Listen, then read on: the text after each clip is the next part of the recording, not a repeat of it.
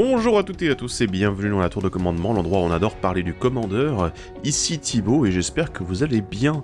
On se retrouve aujourd'hui pour la deuxième partie de l'analyse sur les decks commandeurs de Donjons et Dragons. Mais avant toute chose, ah oui, vous avez remarqué aussi, oui, il y a une nouvelle introduction, j'ai oublié de vous l'annoncer la dernière fois. Mais on a une nouvelle introduction sur la chaîne qui a été réalisée par Michael, que je vais remercier chaleureusement, qui est un de nos viewers. Donc merci à Michael pour son travail, à partir de l'illustration que Breaking nous avait réalisée il y a déjà quelques temps, voilà, que vous avez pu observer. Donc en tout cas, merci beaucoup. Sinon, on va commencer avec la phase de pub, comme à chaque fois, vous le savez. Eh bien, je vais vous rappeler qu'il faut aller nous suivre sur les réseaux sociaux, sur Facebook, Twitter, Instagram, voilà, pour voir les dernières news, et surtout pour pouvoir voir le 2020 Out, dont je vais vous reparler dans 2 minutes. Mais voilà, c'est les différentes news de la tour, les vidéos, les annonces de live, etc. Et du coup, vous pouvez également en profiter pour aller nous suivre directement sur Twitch, pour suivre nos lives, et donc ne rien rater de ce qu'on fait en plus à côté, c'est-à-dire des parties en live, ou bien alors des analyses, des discussions, de la construction de deck, tout ça.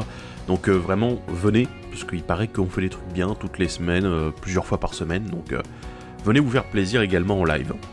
Je vais le répéter parce que, vous savez quoi, le 28 et le 29 août, il y a le week-end de la tour numéro 2 qui est organisé.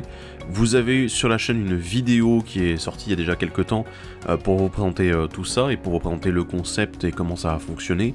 Alors ça n'est pas annulé avec les dernières annonces bien sûr qu'il y a eu, loin de là, donc vous allez avoir prochainement une vidéo pour compléter un petit peu tout ce qu'on avait dit. Et voilà, donc écoutez, on espère vous y retrouver, ça va être un gros événement pour le commandeur, pour se retrouver, pour se faire plaisir, et ensuite pour récupérer les lots que vous souhaitez, voilà. Donc nous on y met beaucoup de cœur et d'envie, alors on espère que vous aussi vous aurez envie de venir derrière.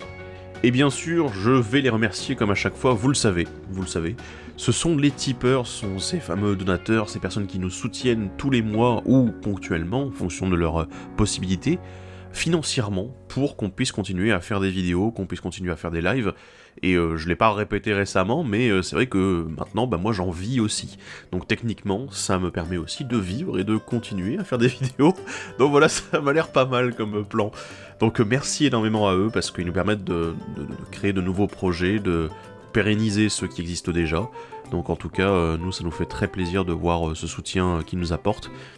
On va donc passer maintenant à l'analyse des 2 derniers decks de l'édition Dungeons & Dragons, les 2 decks commandeurs qui sont fournis à côté. Comme pour les 2 premiers, si vous avez pu les voir sur les réseaux sociaux, on a fait les 20 out, c'est-à-dire 20 cartes qui sortent du deck préconstruit et 20 nouvelles cartes qui rentrent, le tout pour moins de 20€. Donc voilà, c'était le but, faire une bonne petite amélioration, et plutôt que de vous présenter ça en vidéo, on s'est dit qu'on allait faire plutôt via des illustrations sur les réseaux sociaux, donc sur Facebook, Twitter et Instagram. Donc encore une bonne raison d'aller nous suivre là-bas.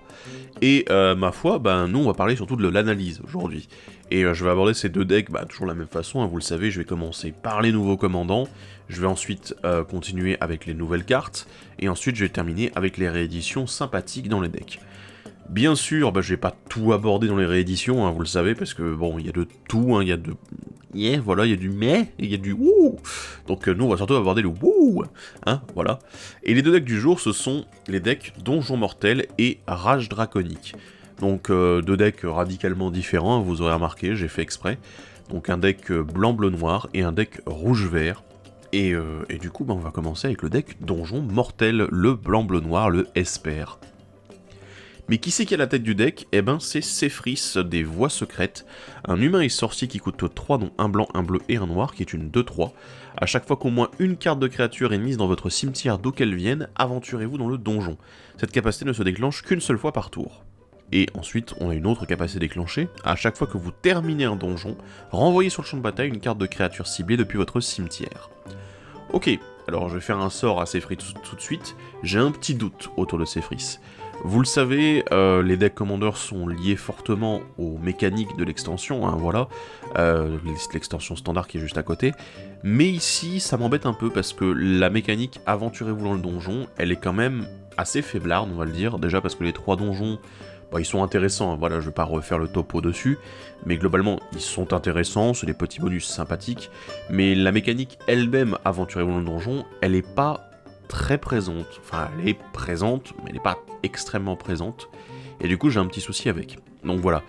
L'autre problème, c'est aussi que ces frises, bah, elle est limitée à une seule capacité déclenchée par tour. C'est-à-dire que vous pourrez vous aventurer dans le donjon avec sa capacité qu'une seule fois par tour. Ce qui est un petit peu... Alors, c'est normal qu'il y ait une restriction. C'est normal que on puisse pas non plus le faire en boucle, et voilà, et qu'on puisse s'aventurer dans le donjon et faire gagner la partie en l'espace de quelques plays, voilà, en un seul tour. C'est sûr. Mais je trouve que la restriction à une seule fois par tour, en fait, elle est tellement lourde que ça en devient un petit peu compliqué, en fait, de jouer au tour. Voilà. Donc ça, je trouve ça complexe. Et de l'autre côté, du coup, on a, vous terminez le donjon et vous ranimez une créature. Alors ça me pose un autre problème vis-à-vis des donjons. C'est simple, il y en a 3. Mais ces 3 donjons, eh ben, dans ces 3 donjons, on en a, ils n'ont pas tous le même nombre de pièces. Et du coup, techniquement, il y a des donjons dans lesquels on va mettre plus de temps à terminer le donjon que dans d'autres. Celui qui est le plus court, c'est la tombe de l'annihilation. Et en fait, bah, il ne contient que 3 pièces. L'entrée, l'oubliette, enfin, vous avez une autre alternative, mais ici c'est l'oubliette qui est la plus rapide. Et ensuite le berceau de la mort, et à partir de ce moment-là, vous avez terminé le donjon. Donc 3 pièces. Donc du coup, vous devez vous aventurer 3 fois dans le donjon pour y arriver. C'est intéressant, mais c'est un peu compliqué là-dessus. Ensuite, on a la mine oubliée de Fancreux, qui elle contiendra systématiquement 4 pièces. Donc voilà, ça c'est un peu plus, mais c'est toujours c'est sympathique, parce qu'en plus il y a plus de flexibilité dans celle-ci. Et ensuite, la dernière, c'est le donjon du mage dément, qui lui, attention, accrochez-vous, contient 7 pièces. Donc vous êtes obligé de vous aventurer 7 fois dans le donjon pour arriver jusqu'au bout.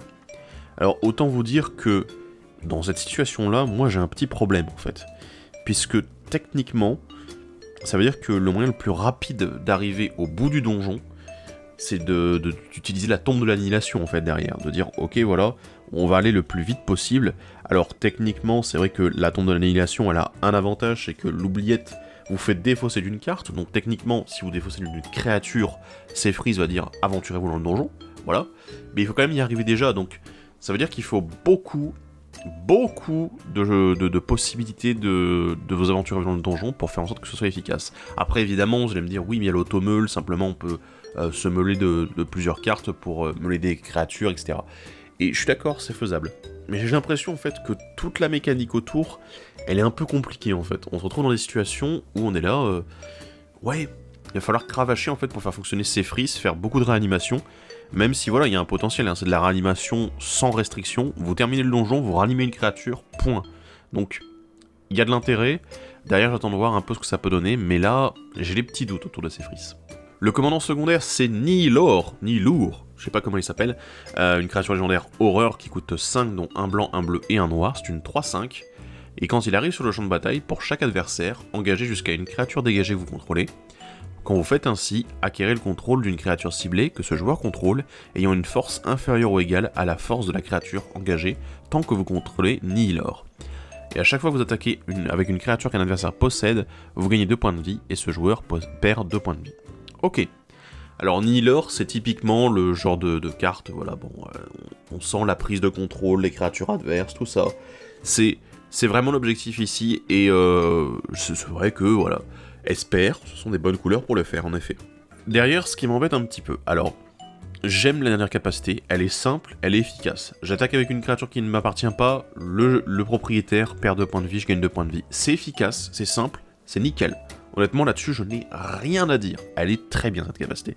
C'est la première capacité qui me dérange un petit peu plus, parce qu'en fait, techniquement, alors vous allez pouvoir prendre 3 créatures d'un coup, ce qui est quand même pas mal du tout, hein, il faut le dire, mais vous allez devoir quand même engager une créature dégagée que vous contrôlez, avant de pouvoir prendre le contrôle de ces créatures.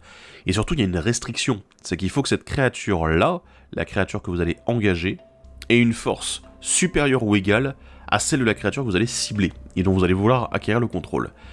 Donc, du coup, moi, ça me pose pas mal de problèmes. Ça veut dire que si vous voulez prendre des créatures qui ont une certaine, voilà, qui sont un peu imposantes, hein, voilà, des créatures vertes à 5 ou 6 de force, bah, vous allez devoir avoir des créatures qui ont au moins 5 ou 6 de force pour pouvoir les piquer. Et ça me pose un petit problème, parce que derrière, bah en fait, on est en Esper, quoi. Il y a des grosses créatures dans ces couleurs-là, mais généralement, elles coûtent assez cher. C'est par exemple des anges, de l'autre côté, on a des poulpes, hein, voilà, les créatures de la mer et tout en bleu. Et en noir, on se retrouve avec quelques démons, voilà, des trucs qui sont un petit peu imposants. Mais ça m'embête, parce que c'est des cartes qui sont généralement chères, et Nihilor, lui, il coûte 5, et je pense que vous avez vraiment envie que Nihilor arrive le plus tôt possible. Alors après, il y a des solutions. Voilà, je ne dis pas que d'un seul coup, ouais, c'est nul tout ça. Il y a des solutions en fait parce que vous avez moyen de faire en sorte, notamment via différents éphémères, rituels, des malédictions, hein, je vais pas vous faire la liste, de faire en sorte que les créatures adverses soient toutes des 1-1. Voilà, par exemple. Jusqu'à un moment donné, ou alors tout connement juste pour ce tour-ci, quoi, voilà, ou de manière permanente. C'est assez intéressant parce que du coup ça veut dire que techniquement cette première capacité, vous avez moyen de travailler dessus pour qu'elle soit fonctionnelle. Mais ça va demander de cravacher un petit peu. Et surtout ça va demander un truc que généralement on espère, on n'attend pas tellement, c'est des créatures. Donc du coup vous allez devoir avoir pas mal de créatures pour que sa capacité fonctionne. C'est pas infaisable, et je pense qu'en fait il y a moyen d'être assez efficace là-dessus, mais sinon on peut aussi tourner tout simplement Nihilor sans s'occuper de sa première capacité, ou du moins en se disant qu'une fois de temps en temps ça sera sympa, mais derrière, vous pouvez vous axer sur la dernière capacité et juste faire de la prise de contrôle en masse, ce qui est largement faisable avec le bleu, mais également avec le bleu noir, le blanc bleu, donc voilà. Il y a pas mal de choses à faire là-dessus, et je pense que c'est un commandant qui demande un certain travail autour, mais qui est largement jouable. L'autre nouveau commandant du deck qui ne peut pas être à la tête du deck, c'est Mine, illusionniste rusé, un gnome et sorcier 1-3 pour 3 dans 2 bleus. A chaque fois que vous piochez votre deuxième carte à chaque tour, créez un jeton de créature 1-1 bleu illusion avec, cette créature gagne +1/+0 pour chaque autre illusion que vous contrôlez. A chaque fois qu'une illusion que vous contrôlez meurt, vous pouvez mettre sur le champ de bataille depuis votre main une carte de permanent avec une valeur de mana inférieure ou égale à la force de cette créature. C'est extrêmement intéressant en fait, c'est particulier, ça je vais le dire tout de suite, c'est très particulier, mais c'est intéressant, parce qu'en fait, mine de rien, les illusions dans Magic, il y en a pas mal qui existent déjà. Bon, alors évidemment, là je parle là-dessus, oui, d'accord, les illusions, on peut faire un tribal illusion, c'est cool, mais on peut faire aussi du coup le fameux tribal pioche, en gros, où on veut piocher notre deuxième carte à chaque tour. Alors, ce qui m'embête vraiment, c'est que récemment, on avait eu des cartes qui fonctionnaient beaucoup autour de cette mécanique, la deuxième carte que vous piochez à chaque tour, etc., vous faites un effet. Enfin, récemment, voilà, ça commence à dater un petit peu, hein, je me souviens surtout d'Eldraine qui avait cette mécanique-là, mais pas que. Et c'est vrai que, techniquement, c'était pas uniquement en mono bleu, en fait, c'était aussi en rouge derrière, on avait bleu-rouge, en fait, qui faisait ça, et c'est un peu dommage ici de pas retrouver ce rouge en plus. Mais bon, on peut pas tout avoir, hein, déjà, le deck où elle est, c'est très bien. Mais globalement, ici, ce que j'aime, c'est le fait que du coup ces illusions, elles se boostent mutuellement entre elles, enfin celles qui sont créées bien sûr, mais du coup vous pouvez jouer le tribal à fond là-dessus. Et derrière le côté, ok j'ai posé des permanents gratuitement quand mes illusions meurent, mais c'est très faisable en fait, parce que je vous rappelle que la plupart des illusions ont une capacité qui fait, à chaque fois qu'elle devient la cible d'un sort ou d'une capacité, sacrifiez-la. Donc ce qui fait que généralement elles sont un peu plus fragiles, mais elles sont aussi un peu plus puissantes, hein, voilà. Donc globalement c'est quelque chose qui est assez intéressant là-dessus, donc c'est facile de les sacrifier et derrière vous allez pouvoir mettre des permanents gratuitement. C'est assez intéressant et je pense que ça peut bien fonctionner. Il faut voir l'équilibre du deck derrière, équilibrer au niveau des coups de mana, de la force des créatures et tout. Je pense que ça va être un puzzle un peu à assembler, mais qui peut être très intéressant et très constructif. Donc voilà, c'est intriguant, mais il y a un potentiel derrière qui a l'air vraiment sympathique.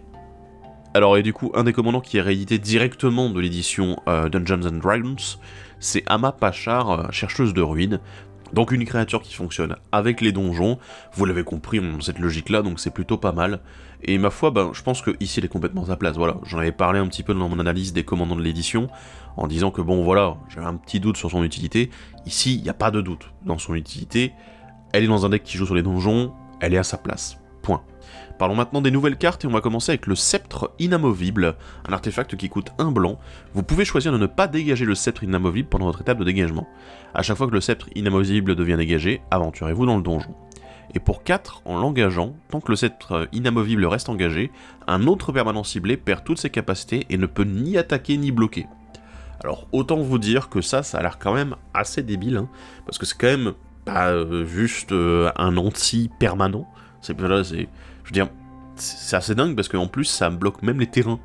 Donc si vous avez un terrain adverse qui vous embête, c'est dingue quoi, voilà.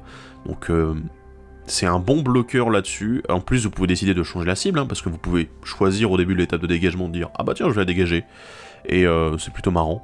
Mais le Sceptre Inamovible, il a l'air vraiment intéressant. Après le petit côté, oui je m'aventure dans le donjon quand je dégage, c'est sympathique, voilà, c'est une petite plus-value qui est intéressante. Et ma foi, écoutez, ça peut vraiment être très sympa comme carte, dans les decks un petit peu contrôle, tout ça, accès autour aux artefacts, pourquoi pas. Le Solar Radieux, une créature ange 3/6 pour 6, dont un blanc, vole lien de vie.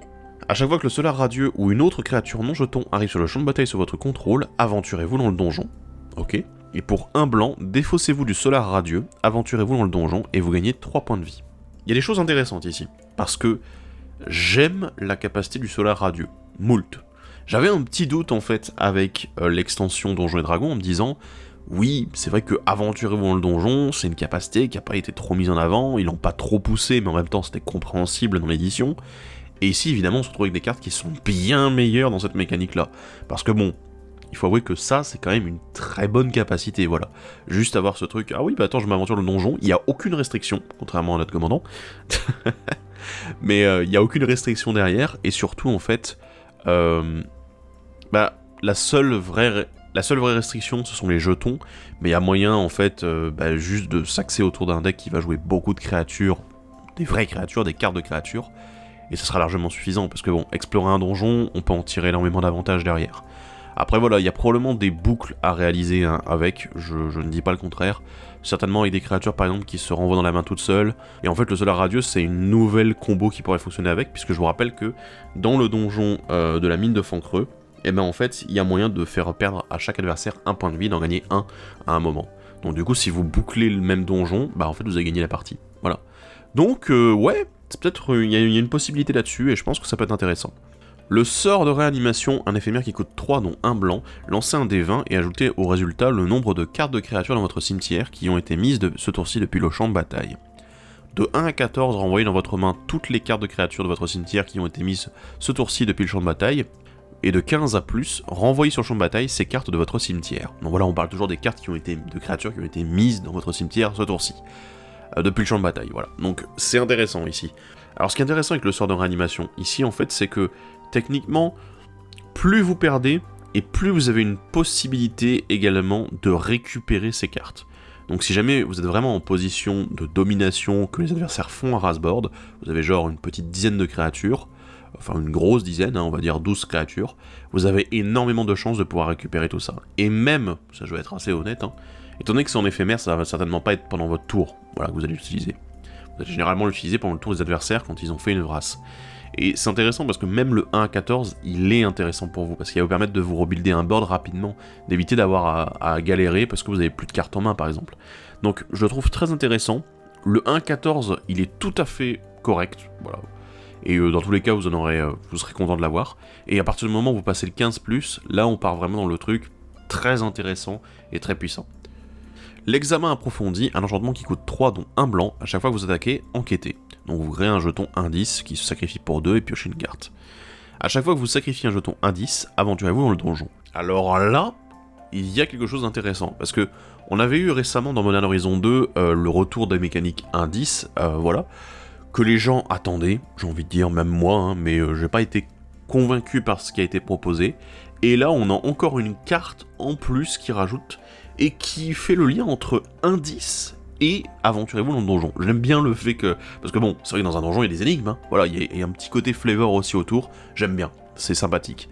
Mais derrière, je pense qu'en fait c'est tout à fait viable, et ça rend en fait, mine de rien, le fait que les deux mécaniques d'un seul coup soient liées l'une à l'autre, et ben ça rend le truc super intéressant parce que on se retrouve dans une situation où finalement deux mécaniques qui n'avaient rien à voir, avec une carte d'un seul coup, peuvent se combiner pour être plus puissantes l'une comme l'autre. Et c'est intéressant, donc vraiment j'aime bien cet examen approfondi. Après, est-ce qu'il est ultime ? Non, je veux dire c'est une bonne carte de value, qui est intéressante, etc. Derrière, il y a probablement des moyens de vraiment en abuser, de s'aventurer dans beaucoup de donjons avec. Mais, je pense qu'il y a un bon démarrage ici et que c'est une des bonnes cartes qui peut s'intégrer dans les jeux indices et donjons. On passe au bleu avec la manœuvre arcanique, un rituel qui coûte 7, dont 2 bleus. Lancez 2d8 et choisissez un résultat. Piochez un nombre de cartes égal à ce résultat. Vous pouvez lancer un sort d'éphémère de rituel avec une valeur de mana inférieure ou égale à l'autre résultat, depuis votre main, sans payer son coût de mana. Alors la manœuvre arcanique, voilà, j'avais dit que globalement, j'étais pas trop content de ce cycle de sorts en fait, qui se basait sur le lancer de dés avec un que tu choisis, un autre que tu choisis pas, avec deux effets différents en fonction des résultats. C'est pas vraiment le cas pour la manœuvre arcanique ici en fait, parce que je pense que la plupart du temps, Vous allez le jouer, vous allez piocher des cartes, vous allez être content, peu importe le nombre. Bon, à part si vous faites un double 1, voilà, un double échec critique, ou même double 2, ça c'est le petit problème en fait. C'est que je pense qu'à partir du moment où vous arrivez à peu près dans la moyenne, c'est déjà largement suffisant en fait, pour que ça devienne assez rentable. Je l'aime bien, c'est pas non plus génial, c'est un rituel, donc du coup vous pouvez pas le jouer pendant le tour des adversaires pour jouer un éphémère derrière. Mais globalement c'est intéressant quoi, je suis pas sûr que ça soit extrêmement impactant, mais il y a un intérêt. On est en bleu, donc du coup on a les couleurs qui peuvent également jouer un peu plus avec le lancer de dés. Voilà, donc il y a un intérêt. C'est un peu mieux que certains des autres qu'on a déjà vu auparavant. Il reste à voir voilà, comment est-ce que ça va sortir durant les parties. On continue le bleu avec la monture fantôme, une créature cheval et illusion qui a le flash, c'est une 4-3 qui coûte 4 dont un bleu, et quand il arrive sur le champ de bataille, exilez une autre créature ciblée que vous contrôlez jusqu'à ce qu'elle quitte le champ de bataille. A chaque fois que la monture fantôme attaque, créez un jeton engagé et attaquant qui est une copie de la créature exilée, excepté que c'est une illusion en plus des autres types. Sacrifiez ce jeton à la fin du combat. Ok, alors moi déjà ici ce que je vois c'est que c'est une illusion, elle aussi, donc c'est assez intéressant là-dessus.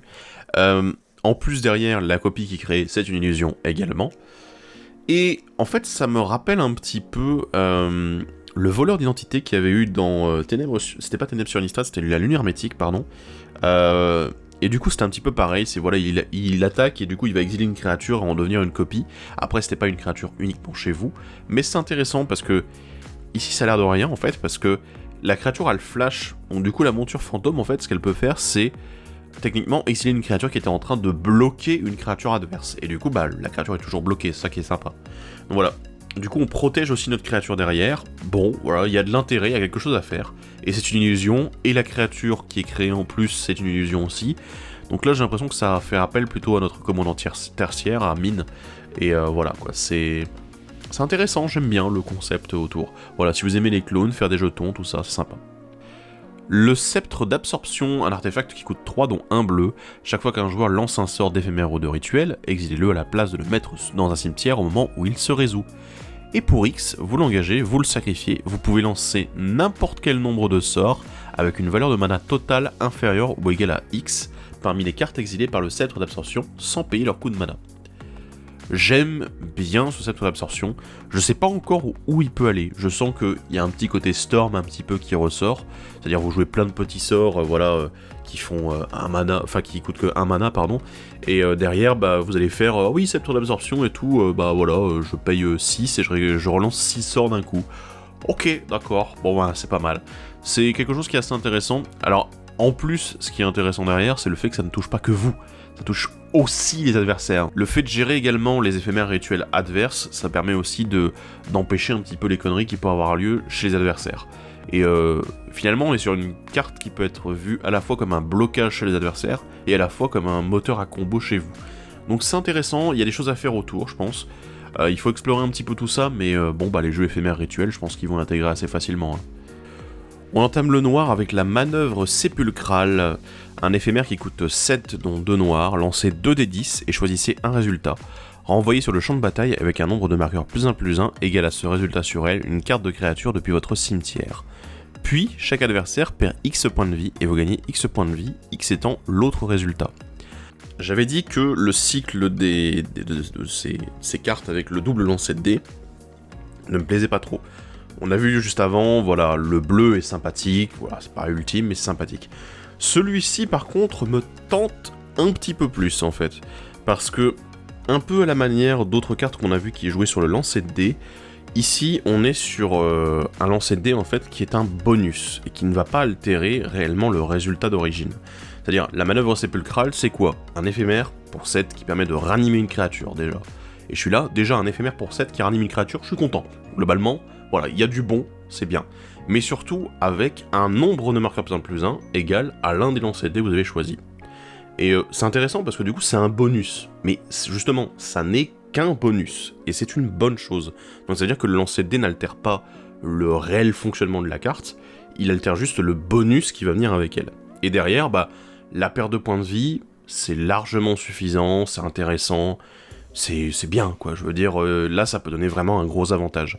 Donc du coup on peut se retrouver avec une créature qui revient en flash, avec un bonus au niveau de la force et de l'endurance, et en plus on récupère derrière pas mal de points de vie.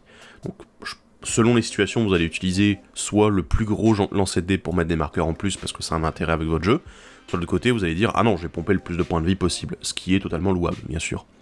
Donc cette manœuvre sépulcrale, je pense que c'est probablement la meilleure du cycle, on va le dire. Hein. Donc waouh, content. On continue avec la baguette d'Orcus, un artefact légendaire équipement qui coûte 3 dont 1 noir. Chaque fois que la créature équipée attaque ou bloque, elle et les zombies que vous contrôlez acquièrent le contact mortel jusqu'à la fin du tour.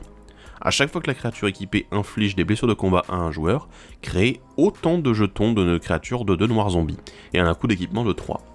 Alors, j'aime bien cette baguette. Ce qui m'embête un petit peu, c'est le coup d'équipement, mais bon, voilà, c'est normal. Hein. J'aime bien parce qu'en fait, il y a pas mal de choses intéressantes. Je pense que globalement, hein, c'est un deck qui va tourner autour des zombies, hein, dans lequel vous allez jouer, parce que sinon, il n'y a pas beaucoup d'intérêt. Ou alors un deck Voltron avec un commandant qui tape fort, pour créer beaucoup de zombies derrière. Mais j'aime bien. En fait, pour moi, il n'y a pas vraiment de défaut, en fait. Puisqu'on se retrouve avec un équipement qui est à la fois offensif et agressif, puisque c'est à l'attaque et au bloc. On a évidemment le côté où j'inflige des blessures de combat à un joueur, je fais autant de zombies, donc du coup on a vraiment envie de bourrer avec la créature équipée. Donc ouais, il y a un gros intérêt, et je trouve ça très sympathique en fait. Va savoir jusqu'où elle peut aller, mais probablement qu'elle peut aller dans les decks éventuellement aristocrate pour la création de jetons, mais bon ça semblerait un peu bizarre, parce que l'aristocrate généralement ne bourre pas vraiment. L'autre côté, le deck Tribo Zombie, ça tombe bien parce qu'il paraît qu'il y en a pas mal qui existent déjà sur le marché du Commander. Donc ouais, il y a des choses intéressantes à faire autour et je pense que ça peut aller loin. On passe maintenant au multicolore avec l'extraction de cerveau, un rituel qui coûte X, un bleu et un noir. Un adversaire ciblé choisit X cartes de sa main. Regardez ces cartes, vous pouvez lancer un sort parmi elles sans payer son coût de mana. Wow. C'est assez puissant en fait, parce que je me dis que le moment où vous allez le jouer, évidemment, ça va être un moment où vous saurez qu'il n'y a plus beaucoup de terrain dans les mains, vous allez cibler un adversaire qui est généralement assez bien dans sa game, et voilà, globalement, il n'y a plus beaucoup de cartes, et du coup, rien que, je pense, pour aller 6 mana, vous en sortez très bien en fait derrière.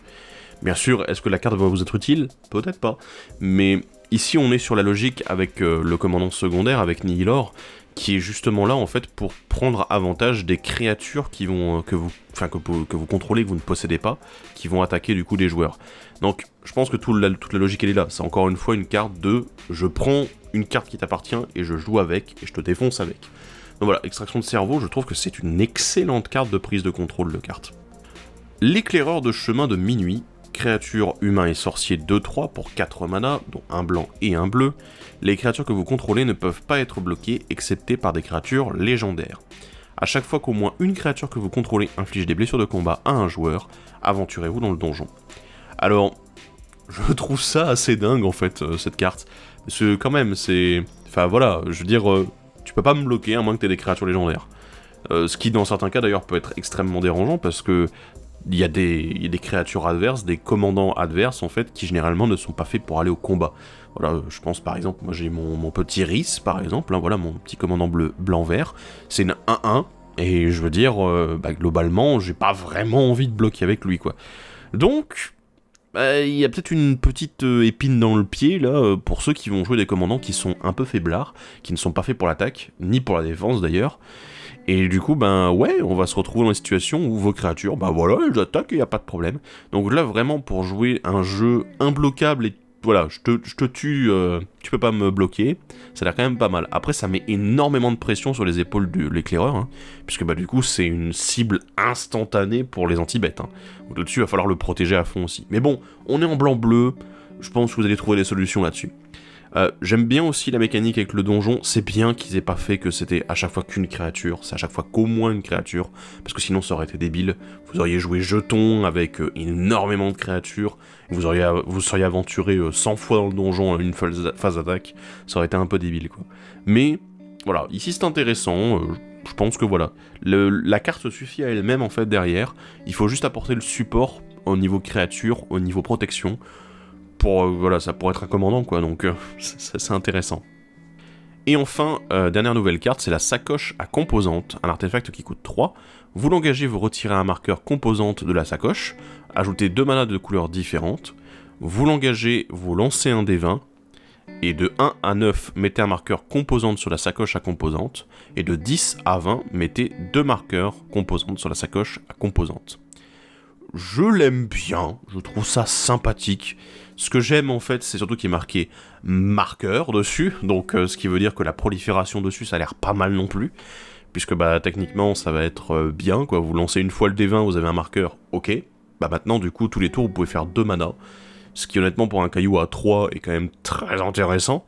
Donc je commence à me dire, Atraxa par exemple, qui aime beaucoup proliférer, et qui le fait automatiquement, donc ça a l'air bien avec cette carte-là. Et je pense qu'il y a des decks qui peuvent vraiment en abuser derrière, sans non plus rentrer dans la combo mana infini, lololol. Mais même s'il doit y avoir moyen, hein, j'imagine.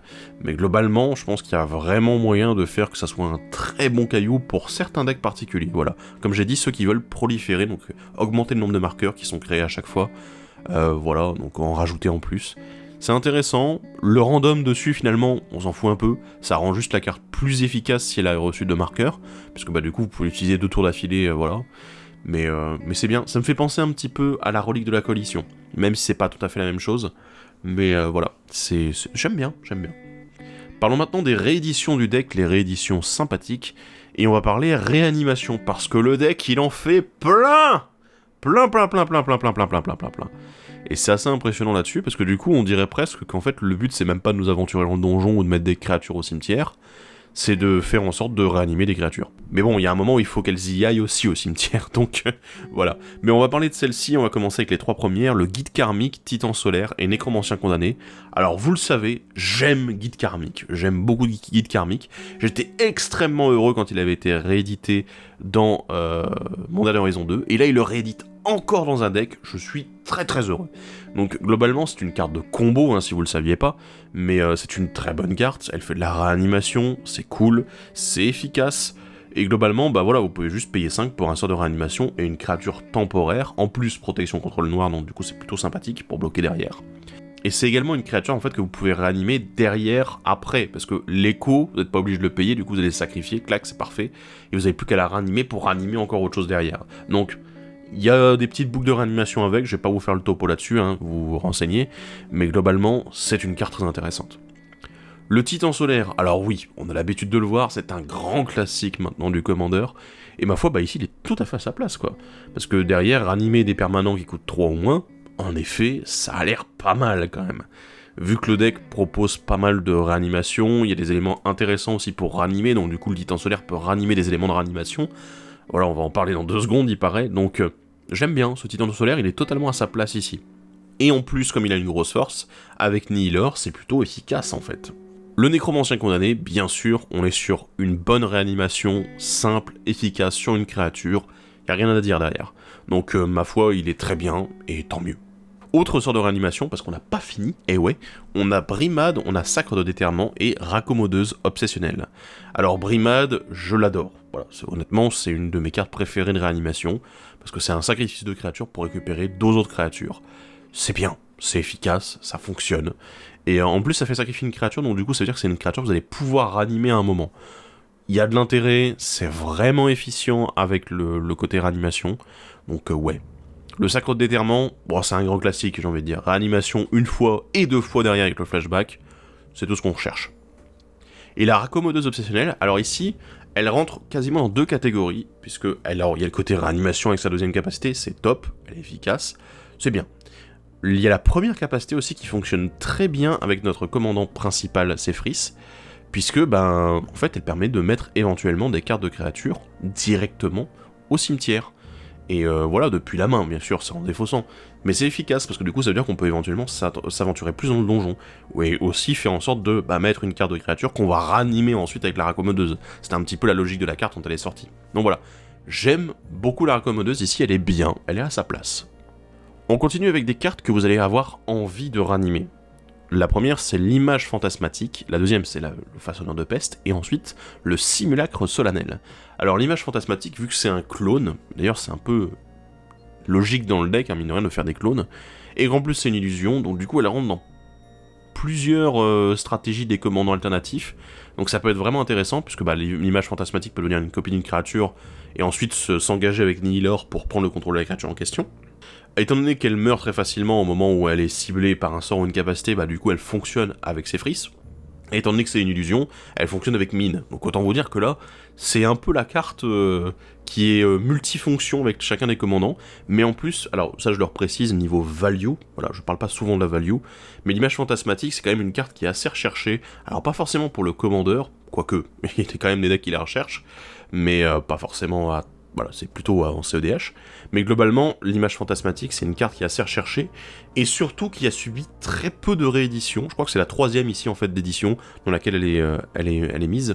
Donc autant vous dire que c'est une carte, bah, il vaut mieux sauter dessus, actuellement, vu que ça peut vous intéresser pour pas mal de decks. C'est un clone qui est pas cher, après tout. Le Façonneur de Peste, bon, c'est un grand classique maintenant du commandeur, je pense que la plupart des decks sacrifices en abusent pas mal, hein, on l'utilise, c'est l'un des meilleurs. Donc oui, il y a vraiment un truc intéressant à faire avec le Façonneur de Peste, le fait qu'il puisse se resacrifier derrière, vous le ranimez, vous le resacrifiez, c'est free, c'est contente, et derrière vous avez fait sacrifier des créatures aux adversaires également, c'est bien, ça fonctionne, c'est cool. Et le Simulacre Solennel, bah en même temps quand on a une créature qui a un effet d'arrivée en jeu et un effet à la mort, c'est vrai que Simulacre Solennel, voilà, c'est un petit peu le MVP dans cette catégorie, et au niveau de la réanimation, c'est sûr que ça va nous intéresser, donc voilà. Une bonne carte encore une fois ici, et en plus bon voilà, du ramp, dans les couleurs Esper, c'est toujours sympathique. Dans les rééditions, il y a également des Vras, et oui, il y a des Vras, il y en a deux, il y a la carcasse mécanique cataclysmique et la sélection nécromantique. Alors la carcasse mécanique, vous le savez, j'aime bien les carcasses, elles sont intéressantes, elles sont sympas, voilà. Ne dites pas de mal les carcasses. Mais ce que j'aime bien ici, c'est que du coup c'est en effet un effet d'arrivée en jeu, donc du coup réanimation, ça a l'air plutôt pas mal non plus. Mais surtout, bah, vous avez à chaque fois cette capacité qui est tellement intéressante. Le fait de réduire le board des adversaires, et le vôtre aussi, hein, au passage, juste à ce que vous souhaitez, un par type de permanent, c'est quand même assez intéressant. Donc vraiment, la carcasse, bah, très bien dans ce deck.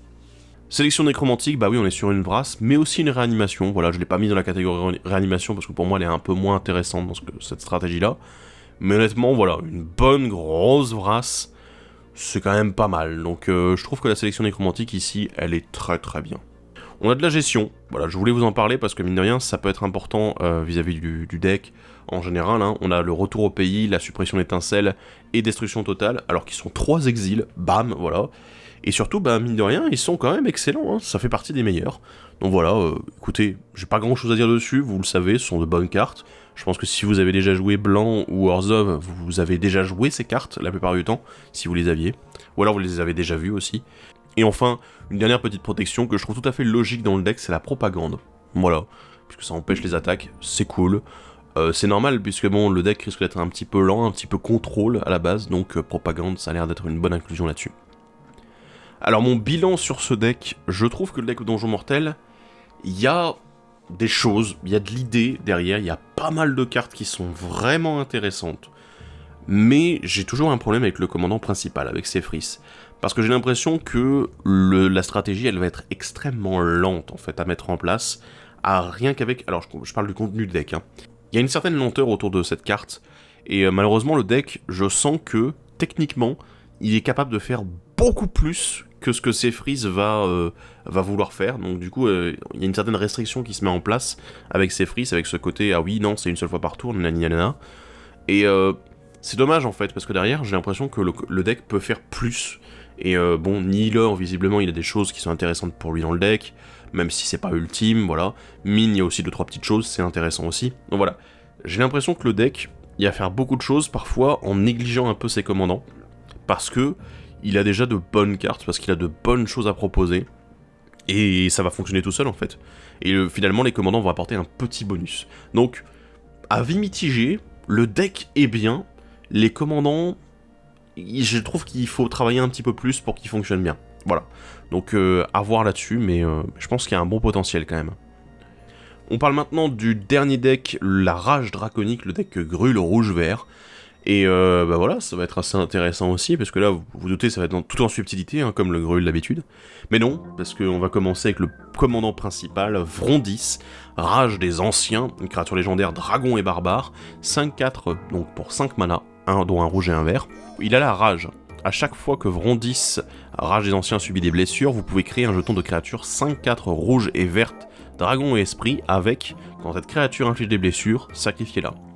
À chaque fois que vous lancez au moins un dé, vous pouvez faire que Vrondis s'inflige une blessure. Aïe. Alors bon, Vrondis ici, je vais juste faire un petit aparté sur les dragons. En fait, c'est un draconide, techniquement. Je sais pas quel est le terme exact dans Donjons et Dragons, mais moi, c'est les draconides, je vois un petit peu ce que c'est. Globalement, ça veut dire qu'avec ces dragons-là, on va avoir des dragons qui sont parfois un peu moins chers, qui n'ont pas le vol, mais qui sont quand même intéressants, notamment pour les tribaux. J'y pense, hein, quand même, voilà. C'est toujours bon à expliquer et à mettre en avant. Donc Vrondis, là-dessus, il est intéressant. Moi, il y a pas mal de choses qui m'embêtent, en fait, là-dessus. C'est quand il subit des blessures, Vrondis, qui va créer des 5-4 dragons esprits, et malheureusement, quand elles infligent des blessures, même pas à un adversaire, même pas à un joueur, à un planeswalker, même à une autre créature, en fait, eh ben vous la sacrifiez. Donc du coup, ça veut dire que vous faites des jetons que vous n'allez pas garder, parce que dès qu'ils seront utilisés, ils seront sacrifiés. Du coup, ça fait que ça a un effet dissuasif, mais juste à très court terme, parce que les adversaires, ils savent, bah oui, bah ok, tu vas me bloquer, mais derrière, tu perds ta créature, quoi. Je peux envoyer mes petites 1-1 de merde, mes petits jetons à moi, sur ta gueule, en fait, et dire, ok, bah tu peux bloquer, mais tu perdras quand même tes créatures, en fait. C'est comme si vous donniez le contact mortel à toutes les créatures adverses, en fait. C'est assez dingue, sur ces créatures-là. Donc, ouais, j'ai un petit problème là-dessus. Autre chose aussi, le fait que... Alors, il peut s'infliger lui-même des blessures, c'est bien, je trouve ça sympa qu'ils aient mis cette mécanique-là, mais au moment où vous lancez des dés, et là, ça me pose un problème, parce que la mécanique des dés dans Donjons et Dragons, qui est quand même assez présente, elle est pas non plus ultime, mais elle est assez présente, elle est en bleu-rouge, elle est pas en rouge-vert, et ça me pose un énorme problème. Parce que du coup, ça veut dire que Vrondis, vous allez jouer notamment les cartes rouges, les quelques cartes vertes qui jouent avec le lancer de dés, mais qui sont pas très bonnes non plus, hein, voilà. Il n'y a pas vraiment de synergie autour d'ailleurs dans ces couleurs-là.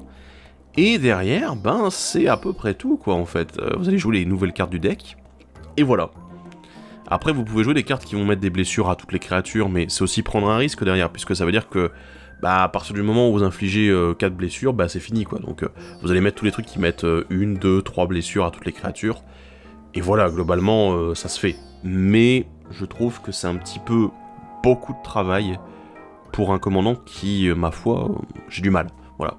Si jamais vous avez vu des possibilités autour de Vrondis, voilà, vraiment abuser énormément, alors, en dehors de le rendre indestructible, hein, bien sûr, parce que ça, c'est une des manières, évidemment, de contourner le problème, bah écoutez, n'hésitez pas à en parler, parce que là, je serais très curieux de lire ce que vous avez à me dire.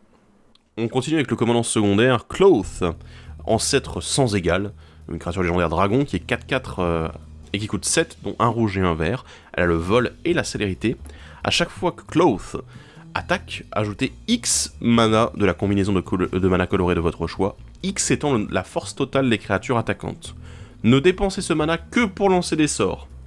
Jusqu'à la fin du tour, vous ne perdez pas ce mana au moment où les étapes et les phases se terminent.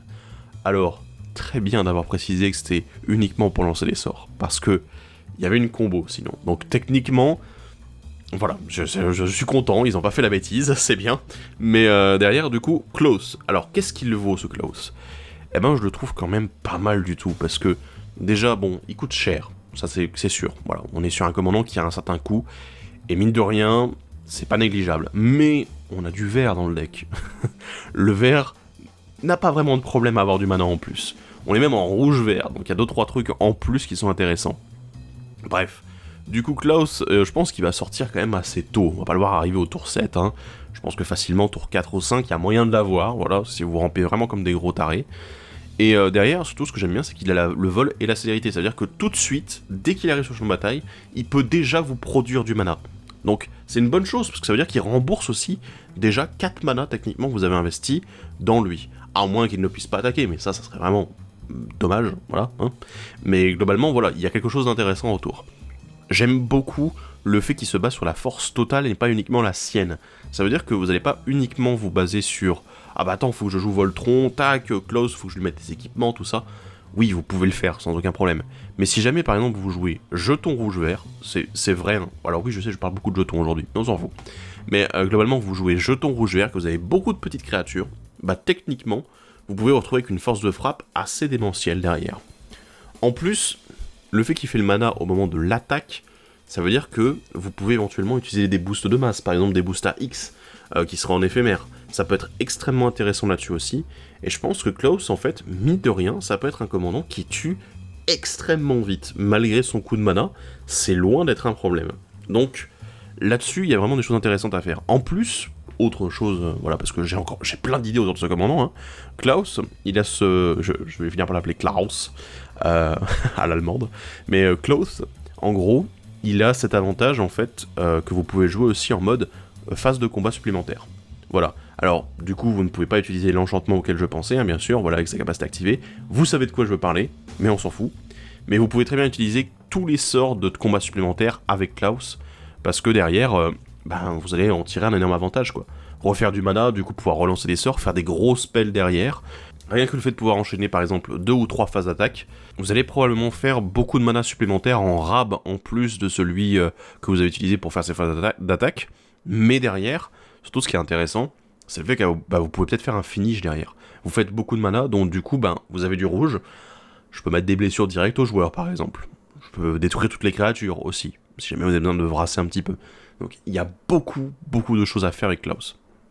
Et le troisième commandant, qui est aussi un commandant alternatif, et oui, le deck Rage Draconique, c'est le seul dans lequel les 3 nouveaux commandants peuvent être joués à la tête du deck, c'est Wulfgar du Valbise, il fait la bise, créature légendaire humain et barbare, une 4/4 pour 5 dont un rouge et un vert, il a la mêlée, donc à chaque fois que cette créature attaque, elle gagne +1/+1 jusqu'à la fin du tour pour chaque adversaire que vous avez attaqué pendant ce combat. Donc voilà, très intéressant pour répartir les blessures. Si une créature attaquante que vous contrôlez devait provoquer le déclenchement d'une capacité déclenchée d'un permanent que vous contrôlez, cette capacité se déclenche une fois de plus. Wow! Alors du coup, on l'a déjà testé, voilà, je vais vous le dire tout de suite.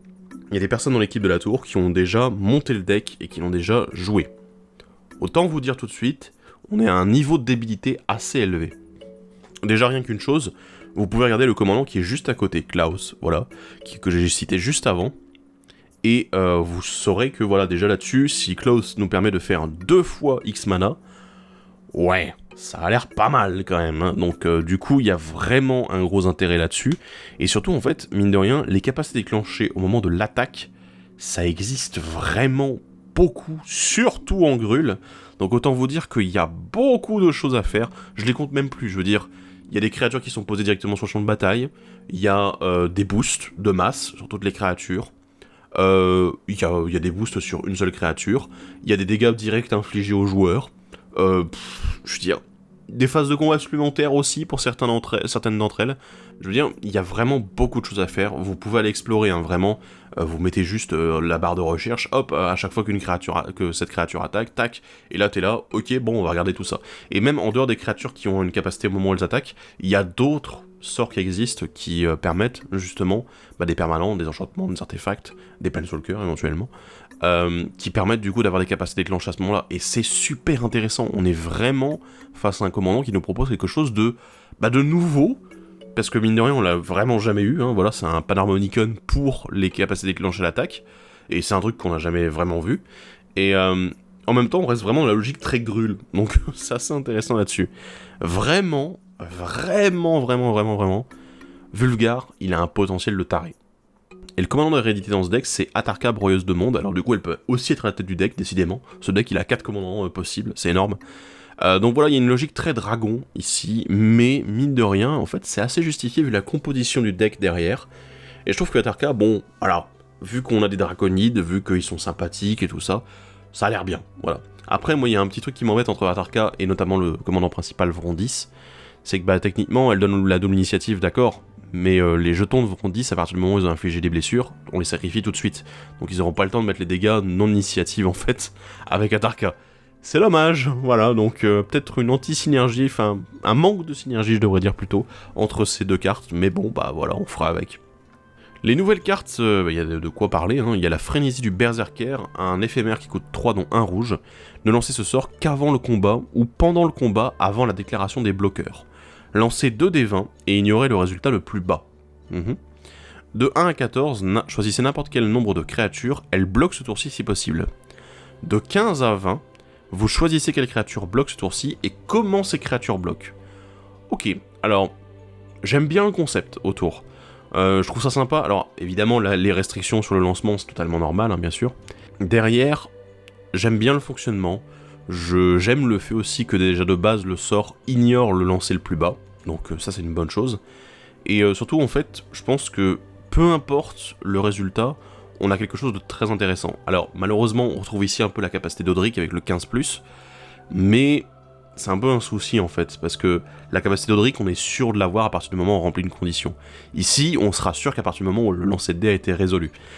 Du coup c'est assez particulier, parce que bon, le 1 à 14 il est bien, il va obliger des créatures à bloquer, des créatures qui ne voudraient pas bloquer, c'est une bonne chose. L'autre côté, le 15 à 20, lui, il va vraiment changer la donne et il peut éventuellement tuer un joueur là-dessus. Donc c'est ça qui fera la différence, c'est soit on en arrive à enlever énormément d'avantages que l'adversaire peut avoir, soit on en arrive à, ouais, bah carrément, je peux gagner la partie. Le dragon du chaos, un dragon, surprise, qui coûte 3 dont 2 rouges, c'est une 4-4 vol célérité.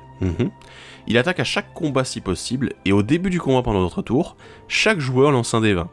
Si au moins un adversaire a eu le résultat le plus élevé, le dragon du chaos ne peut pas attaquer ce joueur ou les planeswalkers qu'il contrôle pendant ce combat. J'aime beaucoup ce dragon du chaos, il est très chaotique, mais en fait, ce qui me fait rire, c'est que ce sont tous les joueurs qui lancent le D20, et que c'est uniquement si un adversaire a le résultat le plus élevé qui ne peut pas être attaqué. Mais, du coup, ça veut dire que si jamais c'est vous qui avez le résultat le plus élevé, bah techniquement, vous pouvez attaquer qui vous voulez.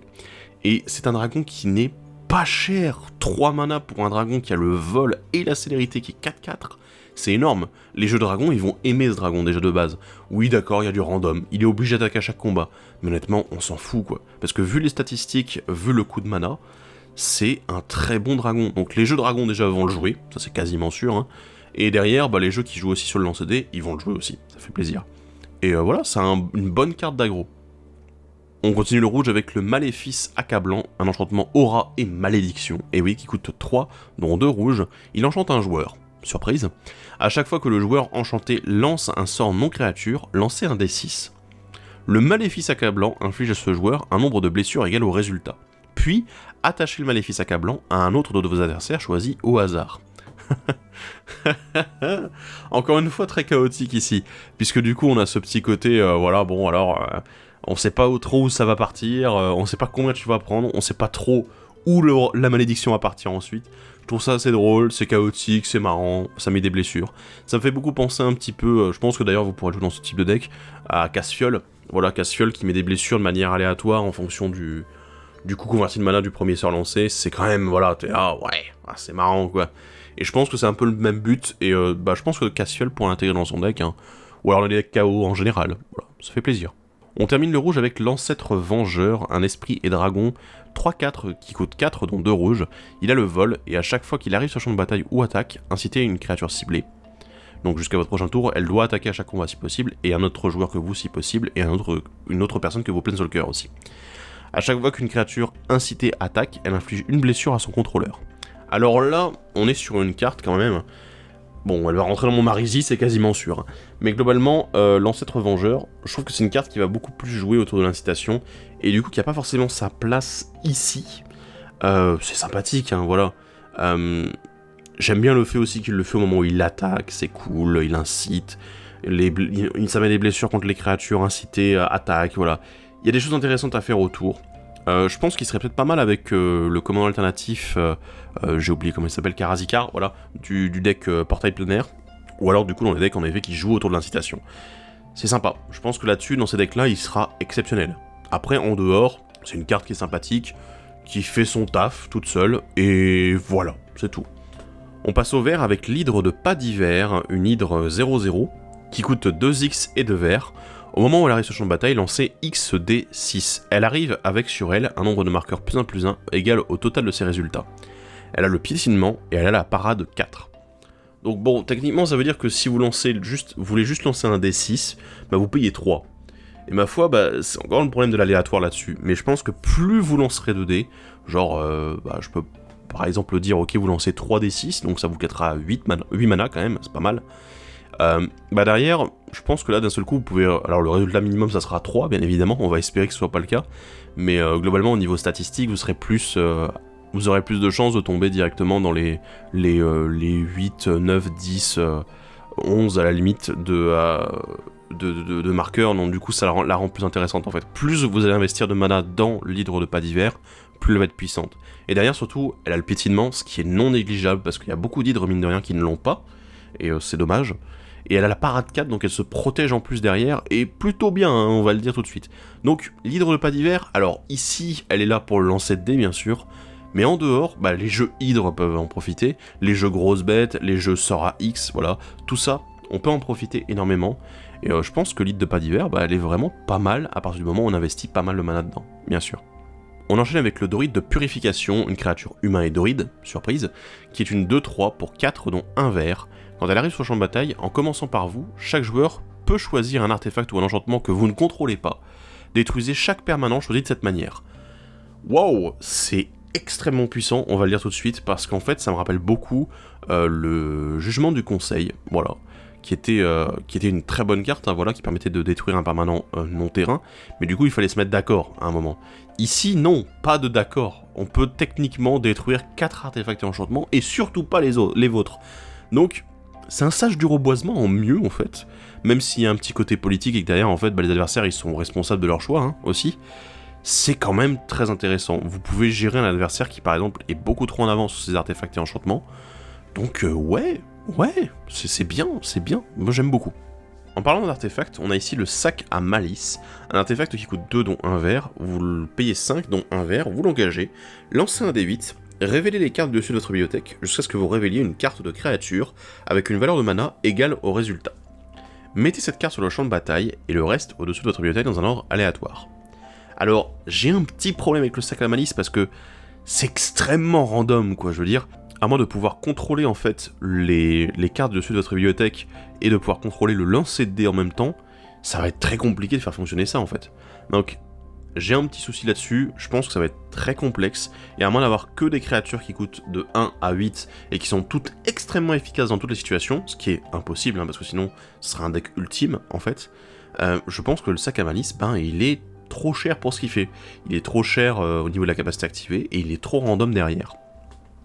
On continue avec une aura qui n'est pas dans le deck des auras, et oui, c'est la puissance indomptable qui coûte 4 dont 1 vert, elle a le flash et elle enchante une créature. La créature enchantée gagne +3/+3, le contrôleur de la créature enchantée peut faire qu'elle attribue ses blessures de combat comme si elle n'était pas bloquée. Bien intéressant quand même celle-ci, puisque mine de rien, la puissance indomptable c'est un petit peu le genre de truc, t'es là... Oui, alors j'ai une grosse bête, y a des bloqueurs en face, j'ai pas d'évasion, j'ai de l'évasion en fait ici. C'est pas je vais être bloqué d'accord, mais je m'en fiche parce que je mets directement les blessures. C'est quand même assez puissant, voilà, c'est une capacité qui est très intéressante, qui a été peu éditée dans Magic, hein, mine de rien. Mais ouais, je pense qu'ici ça peut avoir sa place dans les decks du coup plutôt tournés Aura, Voltron, les decks grosses bêtes aussi en général, ça peut être très intéressant là-dessus. La manœuvre sauvage, un rituel qui coûte 6 dont 2 verts, lancez 2d4 et choisissez un résultat. Créez un nombre de jetons de créatures 3-3 vertes bêtes égal à ce résultat.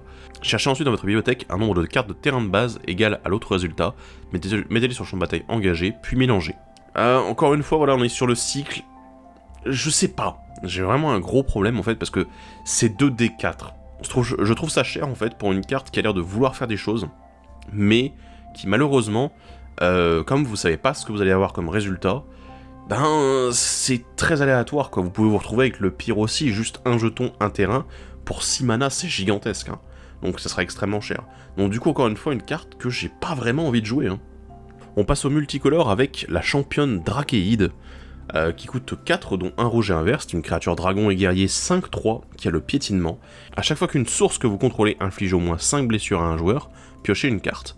Du coup, oui, évidemment, elle fonctionne bien, elle toute seule. Mais elle fonctionne bien aussi avec Vrondis, c'est un peu la logique. C'est une 5-4, il fait les 5-4 en plus.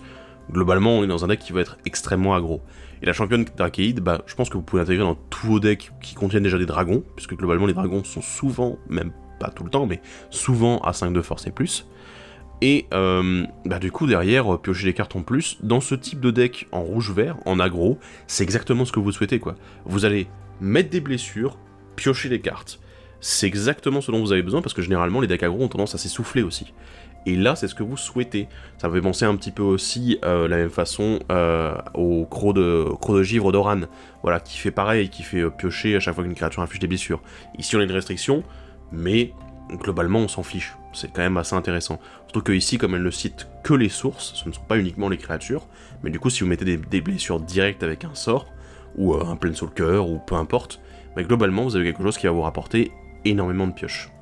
Et on finit ces nouvelles cartes avec la volonté de Klaus, bref, un éphémère qui coûte X, 2 rouges et 1 vert. Choisissez l'un. Si vous contrôlez un commandant au moment où vous lancez ce sort, vous pouvez choisir les deux. Soit d'un côté, la volonté inflige X blessures à chaque créature sans le vol, soit de l'autre côté, détruisez jusqu'à X artefacts et ou enchantements ciblés. Du coup, le cycle des volontés dans Commander Legends, les gens l'ont tellement aimé que du coup, ils en ont fait un nouveau complément ici dans ce deck. Parce que techniquement, c'est le même fonctionnement. Donc voilà, j'aime beaucoup ce petit clin d'œil, c'est énorme. J'espère qu'ils le feront régulièrement avec des nouvelles combinaisons colorées, ce serait sympathique. Mais du coup, la volonté de Klaus ici, qu'est-ce qu'elle vaut?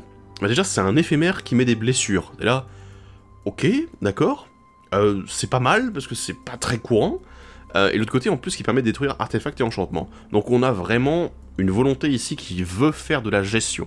Et ma foi, c'est totalement adapté au rouge-vert. C'est exactement ce que le rouge-vert veut faire, c'est bourrer. Et à partir du moment où, attends, tu commences à mettre des non-volants et tout, tu veux mettre beaucoup d'artefacts et d'enchantements, non, on n'est pas d'accord. Voilà. Et c'est quelque chose qui fonctionne très bien. Je trouve que la volonté de Klaus, elle peut vraiment être jouée dans pas mal de decks en fait. Alors moi je pense évidemment au deck dragon, hein, parce que bon, rouge-vert déjà c'est deux couleurs qui jouent beaucoup, et surtout parce que on a beaucoup de créatures avec le vol, donc si vous avez beaucoup de créatures avec le vol, c'est quelque chose qui sera joué dans vos decks. Si vous voulez faire beaucoup de gestion au niveau artefact enchantement, et en plus derrière les créatures, c'est très bien aussi. Je la trouve très bien cette volonté de Klaus. Après, est-ce qu'elle va être bien dans tous les decks? Non, il va falloir jouer des decks spécifiques. Mais je pense vraiment qu'ici on est face à une très bonne carte de gestion. Parlons maintenant des rééditions, et on va commencer avec du dragon. Et oui, vous avez deviné, puisqu'il y a beaucoup de dragons dans ce deck. On va commencer avec la régente Bristonnaire, le despote des tours, et la terreur du mont Vélius. Alors la régente Bristonnaire, je ne pouvais pas ne pas en parler, parce que évidemment si vous jouez beaucoup de dragons, c'est quand même une excellente carte, voilà. Une protection, une dissuasion pour que les adversaires ne vous touchent pas à vos dragons, parce qu'on touche pas aux dragons, voilà, tout simplement. Donc oui, Régente Bristonnaire, une excellente carte, et ça fait très plaisir de l'avoir ici. Le Despote des Tours, du coup, qui subit sa première édition en français, d'ailleurs, depuis Conspiracy 2. Ouais, donc du coup, le jeu avec le monarque, c'est sympa. Il crée des dragons en plus, c'est bien, c'est une bonne carte, honnêtement, j'ai rien à dire dessus. C'était déjà une bonne carte avant pour les jeux dragons. Ici, elle est rééditée, ça fait vraiment plaisir, c'est dans un deck préconstruit, c'est bien, c'est une bonne chose. Et la terreur du mont Vélius, alors là, il y en a qui vont me dire, attends, ça vient d'où cette carte? Si vous n'êtes pas au courant, en fait, elle vient des thèmes boosters de Theros Beyond Death, de Theros par-delà la mort. Donc voilà, ça date d'il y a 1 an et demi. Mais du coup, il fallait l'avoir dans les thèmes boosters exprès, puisque c'est une carte qui était sur la thématique dragon. Et je vous avoue que elle est très bien en fait, parce qu'elle donne la double initiative à toutes vos créatures quand elle arrive en jeu. En fait, c'est un kill potentiel derrière, parce que double initiative couplée au dragon et donc à l'évasion, ça peut être le létal en fait sur un joueur, sur une table complète, juste parce que la terreur est arrivée et boum, voilà, on y est. Ah, ok, d'accord, voilà, l'impact il est là, l'impact il est fort, il est puissant. Donc vraiment, terreur du mont Vélius, merci Wizard de l'avoir imprimé dans ce deck. On va parler un petit peu plus bourrinos et notamment blessures, hein, voilà, avec l'escoufle en fer du Bogardan, la violence gratuite et le déferlement de l'orage de guerre. Et oui, alors l'escoufle en fer de Bogardan, oui, en effet, c'est aussi un dragon. Mais moi, je l'aime bien. Je sais qu'il y en a qui disent qu'il est trop cher. C'est vrai qu'il devient un petit peu old school, un petit peu là-dessus. Mais bon, il a le flash. Et en plus, il met des blessures comme on veut au moment où il arrive en jeu. Donc c'est intéressant là-dessus. La violence gratuite, c'est quand même un truc un peu taré. Parce que techniquement, doubler les blessures de vos créatures, c'est quand même énorme. Et vu que vous êtes un deck qui est extrêmement aggro, qui joue en plus avec des grosses bébêtes, c'est quelque chose qui s'intègre totalement dans le deck, et dans tous les decks aggro en général, voilà, qui sont bien bourrinos, quoi. Le déferlement de l'orage de guerre, je pense que, vu ce que j'ai dit sur la précédente carte, je pense qu'ici c'est assez logique, puisque derrière, on a cette logique où on a des grosses bêtes, donc du coup, elles arrivent en jeu, elles vont pouvoir mettre des grosses blessures, où elles veulent en plus. Donc c'est-à-dire que vous pouvez gérer des créatures adverses, en jouant des créatures. C'est pas mal non plus. Donc il y a vraiment un gros intérêt autour de cette carte. Elle coûte cher, certes, mais elle est bien. Alors on a parlé de dragons, maintenant j'aimerais vous parler des copains des dragons. Et là-dessus, on a le chaman langue dragon, le servant du seigneur dragon, et le butin du dragon. Alors il y a une thématique qui sort du nom des cartes déjà. Mais alors les deux premiers, ce sont des réducteurs de coups qui sont super intéressants. Ça fait vraiment plaisir qu'ils les aient mis dans le deck, parce que ils sont très bien en fait. Et c'est deux des rares réducteurs de coups pour dragon. Du coup, ils sont parmi les meilleurs bien sûr. Donc vraiment ça fait plaisir. Voilà, donc réduction de coûts, les dragons ils aiment bien. Et d'ailleurs le butin du dragon, alors si vous ne le connaissez pas, il est vraiment aux petits oignons, puisque mine de rien, c'est quand même le genre de carte qui fait un peu le café. C'est soit je mets je fais du mana, ce qui est cool, soit derrière je pioche, et du coup plus j'ai de dragons qui arrivent, plus j'ai moyen de piocher derrière. C'est quand même parfait. Parlons un petit peu Bourrinos maintenant. On va parler de la colère, du soulèvement de Garruk et du retour du Langue-Bestion. Oui, une petite thématique sur les deux dernières cartes. Bon, la colère, je vous présente pas, hein, c'est quand même ultime quand on va avoir en plus la célérité, en plus d'avoir de l'évasion, en plus de mettre des grosses cartes, tout ça. Dans les decks aggro, ça fait toujours plaisir de l'avoir, et elle est ici. Le soulèvement de Garruk, il est là pour donner en plus le piétinement, parce que évidemment le vol c'est pas suffisant pour nos dragons. Mais voilà, donc on se retrouve dans une situation où on est sur une carte qui fait à la fois un boost avec un mot-clé très intéressant, très complémentaire aussi de ce qu'on a déjà dans le deck, et derrière aussi le côté de la pioche, parce que les gens ont tendance à un peu l'oublier, mais piocher c'est bien. Et ma foi, le soulèvement de Garruk il a cet avantage de cumuler les deux, le boost et la pioche. Donc ma foi j'aime beaucoup. Et le retour du Langue-Bestion, là on est à la fois sur le boost ou bien la pioche en fonction de ce que vous souhaitez. Et vu qu'il n'y a pas d'humain dans le deck, voilà que c'est pas le but du deck, le retour du Langue-Bestion il était totalement logique en fait dedans. Et ma foi c'est une excellente carte. Alors on a commencé à parler de pioche, mais j'ai encore deux autres cartes qui sont très bien pour la pioche, la révélation chamanique et l'expertise de Rishkar. Toutes les deux étant de très bonnes cartes, un peu chères mais c'est justifié, puisque la révélation chamanique se base sur le nombre de créatures que vous avez pour piocher des cartes, ce qui est très intéressant, et en plus on a du regain de points de vie éventuellement. Et l'expertise de Rishkar, là c'est carrément piocher en fonction de la force la plus élevée, ce qui est quand même pas mal déjà, et en plus derrière lancer un sort gratuitement qui coûte 5. T'es là, ok, d'accord, là c'est pas mal du tout. Et c'est sa première réédition depuis Révolte Éthérique, donc... ma foi, ça a l'air quand même pas mal, mais mine de rien, donc deux très bonnes cartes de pioche, et voilà, ça vaut le coup dans ce deck. Un peu de gestion aussi, le tremblement de lave et la réaction en chaîne, alors deux cartes qui sont très bien, j'ai pas grand chose à dire, voilà, des blessures, en plus, le tremblement de lave il est très bien parce qu'il gère les Planeswalkers en bonus, et surtout, il ne gère que les créatures sans le vol, donc du coup ça a tendance à gérer tout sauf vos créatures, pour ceux qui joueront les dragons. Donc voilà, très bonne carte là-dessus. Et réaction en chaîne, là c'est un peu le... comment dire, c'est l'acte blasphématoire vraiment débile. C'est ok, plus il y a de créatures et plus je vais mettre de blessures, c'est fou furieux quoi. Et enfin je vais terminer l'analyse de ce deck avec une carte qui a été rééditée, qui était issue de Commander 2017, qui ma foi est pas mal dans les decks tribaux, c'est le recrutement de congénères, puisque ça nous permet de miser sur le côté tribal, et derrière de récupérer encore plus de cartes de tribal. Donc si vous jouez un tribal, avec du vert, c'est une carte qu'il faut inclure en fait, parce qu'elle est juste excellente. Bon, concluons sur ce deck Rage Draconique. Je l'aime bien. Il y a des concepts en fait qui sont vraiment cool. J'ai un problème avec le commandant principal, c'est sûr. Je trouve que malheureusement le deck, il est trop faiblard par rapport à ce que Vrondis voudrait faire. Et malheureusement, je pense qu'en fait, le commandant finalement est trop faiblard par rapport au potentiel qu'il pourra avoir. Il y a des choses à faire, je dis pas le contraire, mais c'est juste que ça va être très monodirectionnel là-dessus.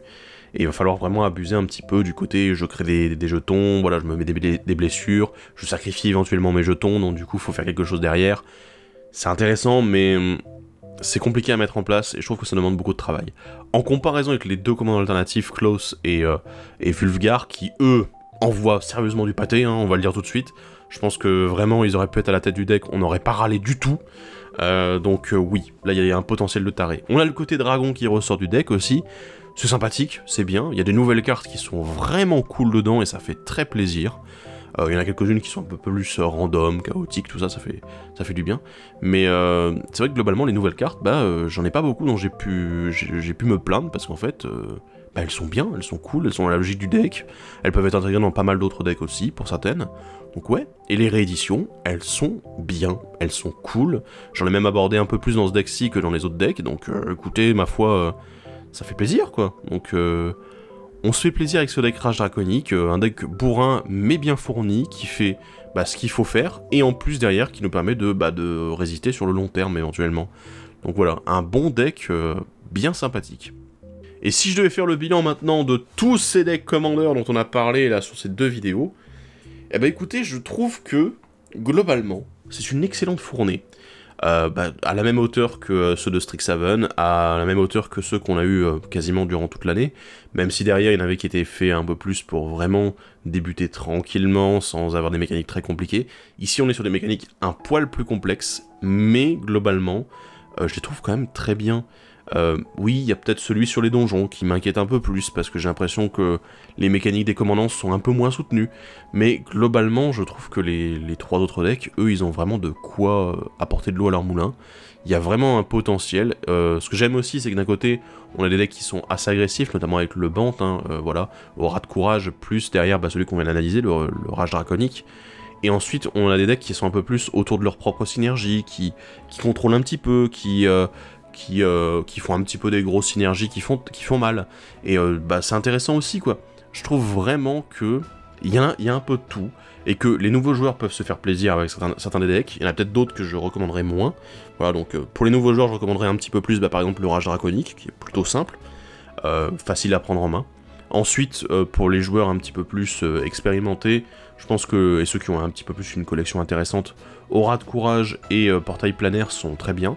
Et Donjon Mortel, pour moi, ça va être celui qui va demander le plus de travail pour avoir un deck qui tourne, et surtout le plus de maîtrise aussi. Donc voilà.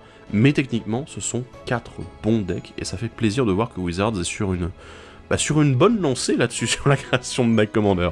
Donc on espère que ça va continuer, et on les remercie évidemment pour leur travail, comme à chaque fois. Sur ce, j'ai juste 2-3 petites choses à vous dire.